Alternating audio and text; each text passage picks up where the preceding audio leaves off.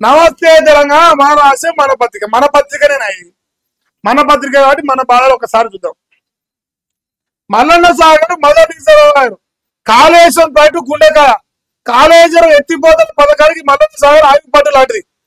గత సీఎం కేసీఆర్ దీని సరైన ప్రదేశంలో నిర్మించడంతో అనేక రకాల ప్రయోజనాలు కలుగుతున్నట్టు సాంకేతికంగా రుజువైంది.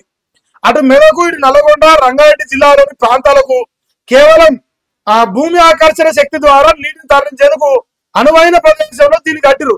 ఇలాంటి మల్లన్న సాగర్ నిర్వహణను అడ్డుకునే కుట్రతో అమాయక రైతులను రెచ్చగొట్టేందుకు నాడు టీపీసీసీ అధ్యక్షుడిగా సీఎం ఉన్న రేవంత్ రెడ్డి చేయని ప్రయత్నం లేదు. ఇప్పుడు అదే మల్లన్న సాగర్ నుంచి మూసీ సుందరీకరణ ప్రాజెక్టుకు నీళ్లు తరలించేందుకు సోమవారం శంకుస్థాపన చేసిండు. అంటే ఏమంటారంటే ఒకనాడు కాలంలో కట్టబెట్టినోడే వెయ్యల మావాడు మునగాడు రా మొగోడు రా అంటున్నట్ట. ఇక్కడ క్రెడిట్ రావాల్సింది కేసీఆర్ రావాలి. కేసీఆర్ ఇవాళ భూమి ఆకర్షణ శక్తితో నీళ్ళు వచ్చే రకంగా ప్రాజెక్టు కట్టింది కాబట్టి మరి కేసీఆరే గొప్ప. ఇప్పుడు ఎట్లా రేవంత్ రెడ్డి క్రెడిట్ వస్తుంది? ఇప్పుడు రేవంత్ అన్నా నేనేమంటన్నా మనం పని చేసి క్రెడిట్ తెచ్చుకో. అవతల చేసిన పని నా పని చెప్పుకొని క్రెడిట్ రాదు.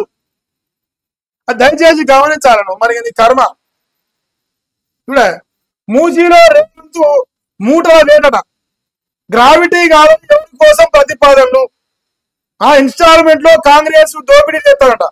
బ్లాక్ లిస్టు చేయాల్సిన ఏజెన్సీలకే పనులు ఇచ్చిందట. చీకటి ఒప్పందాలతో అంచనాలు పెంచినట. అవసరమైతే న్యాయపోవడం అంట. ఇది ఇంతవరకు చెప్పిండు. తర్వాత 1100 కోట్లతోనే నాడు నీటి తరలింపు ప్లాను నేడు వ్యయాన్ని 7 రెట్లకు పెంచిన సర్కారు 16,000 కోట్లతో పూర్తయ్యే మూసీ సుందరీకరణ కోసం 1.5 లక్షల కోట్ల ఖర్చు ఎందుకు?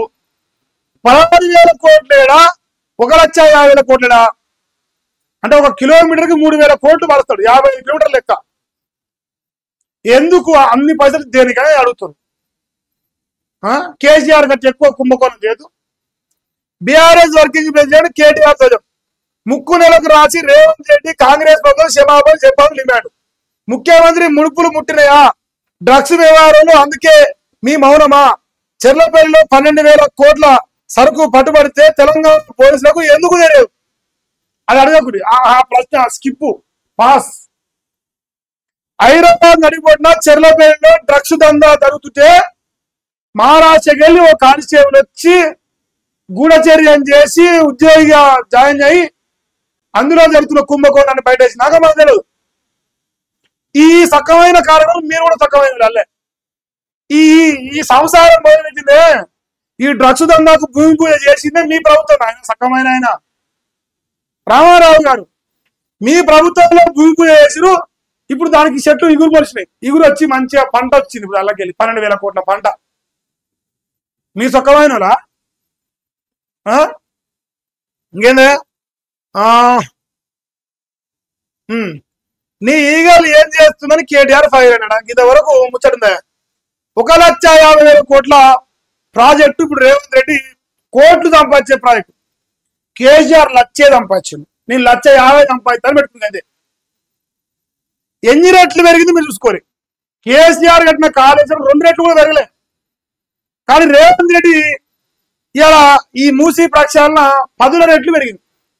10 రెట్లు పెరిగింది. ఈజీగా 16,60,000 కోట్లు 10 రెట్లు అయింది. 10 రెట్లు పెంచినోడు 2 రెట్లు పెట్టినోడు గురించి పంచాయతీ చెప్తాడు. 10 రూపాయలు దోసుకుపోయాడు అంటే ఆ 2 రూపాయలు దోసుకుపోయాడు దొంగ అంటాడు. వీడు సక్కమైన అన్నట్టు. ఏందో నాయన అది ఇందిరామరాజు అంటే గట్టి ఉంటది. ఇదేందా మళ్ళీ తుమ్మిడి ఎట్టి రాగము 140 నుంచి 150 మీటర్ల ఎత్తులో బాగా నిర్మిస్తాడట. మహారాష్ట్ర ముఖ్యమంత్రి మాట్లాడి ఒప్పిస్తా ఉంటాడు. మల్లన్న సాగర్ నుంచి రంగారెడ్డికి గోదావరి జలాలు మూసీ ప్రక్షాళనతో నల్లగొండలో ఫ్లోరైడ్ తగ్గిస్తాం. గోదావరి మంచినీటి పథకం శంకుస్థాపనలో సీఎం మళ్ళెత్తిండు రాగం. మళ్ళా తుమ్మిడి ఎట్టి అంటాను. ఇక మళ్ళీ రేపు ఇంకేమన్నాడు. ఏం చెప్పినా జనాలు అయితే నమ్మే పద్ధతి లేరు రేవంత్ అన్న. నిజమేందని ప్రజలు గ్రహించరు. దొంగ ఎవడు దొరవడం తేలిపోయింది. నువ్వెంతో మొత్తుకున్నా నీ నోటిదే కదా. ఇది క్లియర్ కట్ గా రాసి పెట్టుకో నమ్మకపోతే. చూడు 53వసారి ఢిల్లీకి రేవంత్. ఇది మనకు కావాలని ముచ్చట. 53వసారి అలా పోతాడు అన్న ఓటేస్తానుకో మరి దేనిపోయి 53 లెక్కకు వచ్చింది. ఇంకేందా రైతులు స్టాకు పెట్టుకోవడం వల్లే కొరత. ఇప్పుడు ఎట్లా చదువుతారు మీరు? నవ్వురా, బట్టలు వేసుకొని నవ్వురు, బట్టలు ఇప్పుకొని నవ్వురు. ఆయన ఏమంటా అంటే యూరియా కొరత లేదు, షార్ట్ చేసామంటాను. ఈయనేమో తెచ్చింది ఎక్కువ అంట, దాచి పెట్టుకొని కొరత అంటాను. అని నరేంద్ర మోదీ కొరత లేదన్నమాట, ఒప్పుకుంటుగా. నరేంద్ర మోదీ యూరియా బస్తాలు ఇచ్చిండు, కానీ ఎక్కువ కొనుక్కొని దాచిపెట్టుకోండి. ఇప్పుడు రాష్ట్ర ప్రభుత్వ వైఫల్యం, కేంద్ర ప్రభుత్వ వైఫల్యం లేదని డిసైడ్ చేసింది. నేను చెప్తాను, పొన్నం ప్రభాకర్ చెప్తుడు. సిగ్గు లేదు మీకేమన్నా? కేంద్రంపై ఒత్తిడి తెచ్చేలా కార్యాచరణ పొన్నమని అంటాను. రైతులు రెచ్చగొట్టి ధర్నాలు చేస్తున్నారు, ఇకపై కొరత లేకుండా చూస్తాం మంది తుమ్మల. సన్నాసి ఆయన ఏమంటాడు, అసలు కొరతే లేదు, ఎక్కువ కొనుక్కొని దాచిపెట్టుకున్నందుకు వచ్చిన సమస్య అంటుడు. ఒడవ కొరత ఉందని రాస్తాడు, ఒడవ కొరత లేదని రాస్తాడు. కాలుకు నెత్తికి సంబంధం ఏమిటన్నా ఆయన? మీరు ఓందో ఒకడు డిసైడ్ చేసుకోరి. నువ్వు రైటా నేను రైటా, నువ్వు తప్ప నేను ఏదో డిసైడ్ చేసుకొని మాకు చెప్పి. మీరు దగ్గర అనుకుంటే మాకు నవ్వు వస్తుంది. ఏం పంచాయతీ మీ పంచాయతీ అని. అదే ముచ్చట. ఆన్లైన్ లో ఆర్డర్ ఇక బాధుడట. డెలివరీ ఛార్జీలపై 18% GST వసూలు.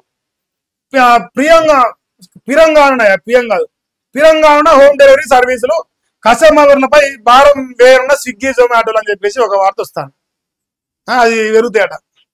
ఇక విమాన ఛార్జీలకు రెక్కలట. 22 నుంచి ప్రయాణికులపై 50% అదనపు భారం అట. ఆ 2 పెరగబోతాయట. రాజధానిలో RRR రైతుల మెరుపు ధరనట. సర్కారుపై బగ్గుమన్న రైతులు, ఎక్కడికక్కడ రోడ్డెక్కిన అన్నదాతలు, జిల్లా వారీగా నిరసనల వెలువ. ప్రాజెక్ట్ నే వ్యతిరేకిస్తూ ఫిర్యాదులంట. అలైన్మెంట్ మార్పుపై మండిపడట. గ్రేడర్ కు తాకిన రైతుల నిరసన చెగ. అమీర్పేట HMDA కార్యాలయంలో మూకుమ్మడిగా ఆందోళన. ఇందులో విషయం చెప్పాలి మీకు. ఇది ఎందుకు జరిగింది తెలుసా? ఎందుకు అలైన్మెంట్ RRR విషయంలో తెలంగాణ రాష్ట్ర వ్యాప్తంగా ఆందోళన వెలువెత్తాను. నిన్న జరిగిన ఆందోళన మా మునుగోడు నుంచే జరిగింది. ప్రధానంగా నారాయణపురం, గట్టుపల మరియు కూడా ఈ మండలాలకు వెళ్ళి ప్రధానంగా రైతాంగం HMDA కాడికి వచ్చిర్రు. భూములు పోతా ఉన్నాయి. ఇంకోటి అలైన్మెంట్ గతంలో లోపలంగా వచ్చింది, ఇప్పుడు బయట ఇంకా పెంచిర్రు. ఎందుకంటే తెలుసా, లోపలికి ఏముంటాయి, దొరల భూములు ఉన్నాయట. దొరలై పెత్తందారులై రాజకీయ నాయకులై 100 ఎకరాల భూములు పోతా ఉన్నాయి మొదటి అలైన్మెంట్ లో. ఇప్పుడు మార్చి అలైన్మెంట్ లో పేదోళ్ళ బిడ్డలై 2 ఎకరాలు, ఎకరాలు, 3 ఎకరాలు చిన్న సన్నకారు రైతుల భూములు ఎలా పోతా ఉన్నాయి. అలైన్మెంట్ మార్చిన పద్ధతిలో ఇలా మార్చడానికి గల కారణాలు గదే. ఆ విషయం బయటకు వస్తలేదు. అలైన్మెంట్ దొంగదారులు, దొడ్డిదారులు మార్చేసిండు రేవంత్ రెడ్డి. ఎందుకంటే దొరలు కాపాడాలి. అందుకే మా రాజన్న గారు, మా రాజగోపాల్ రెడ్డి గారు అవకాశాన్ని వినియోగించుకున్నాడు. మంత్రి పదవి అన్న కోపంతో ఎగేసిండు రైతులు పోయి అలవాటు. ఇక్కడ గమనించాలి ఏంటంటే, అలైన్మెంట్ మార్పులో కాంగ్రెస్ పార్టీ దొరలు కాపాడింది, పేదలు ఇరికిచ్చింది. అలా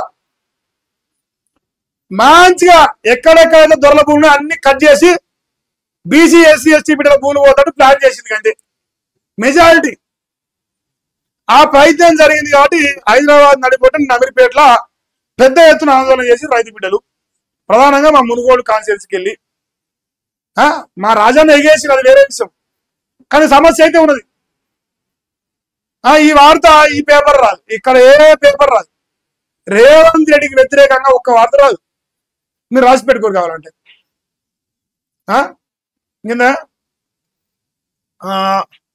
విద్యార్థులను కొరికిన ఎలుకట. 7కి అవకాశంలో చికిత్స. బుధవారం గురుకులంలో ఘటన. సర్కారు తీరుపై BRS ఫైర్. ఆడిగద్దలు గవర్నమెంట్ హాస్టల్లో గురుకులాల్లో ఉంటే ఎలుకలు కొరికినాయట నాయన. ఏం ప్రభుత్వం ఈ ప్రభుత్వం పేరు? ఇందిరామ రాజ్యం. అదే ఇలా రాజ్యం పేరు. అది 40,000 మంది టీచర్లపై టెట్టు కత్తి. సుప్రీం కోర్టు తీర్పుతో కలవరపడుతున్న ఉపాధ్యాయులు 2 ఏళ్ళు టెట్ పాస్ అయితేనే ఉద్యోగం, లేదంటే ఊసేదట. గత ఏడాది టెట్లో పాస్ అయిన టీచర్లు 54% మాత్రమే. రివ్యూ పిటిషన్ దాఖలు చేయాలంటారు సంఘాలని చెప్పేసి ఒక వార్త వచ్చింది. పాపం అవన్నీ బాధలు ఆయనకే ఉన్నాయి. మా రేవంత్ అన్న బాబులు మా రేవంత్ అన్నకు ఉంది. ఎక్కడ ముఖ్యమంత్రి పదవి పోతుందో, ఎక్కడ నాకు బాధల బాధలు, ఆయన బాధ ఆయనకే ఉన్నారు. ఏం చేద్దాం. ప్రతి ఒక్కరికి ఉంది బాధ, మీకు ఒకరికే ఉందా? మీరు ముఖ్యమంత్రి పదవి బాధ, రేవంత్ అన్న ముఖ్యమంత్రి పదవి ఈ బాధ తట్టుకోలేకపోతాడు.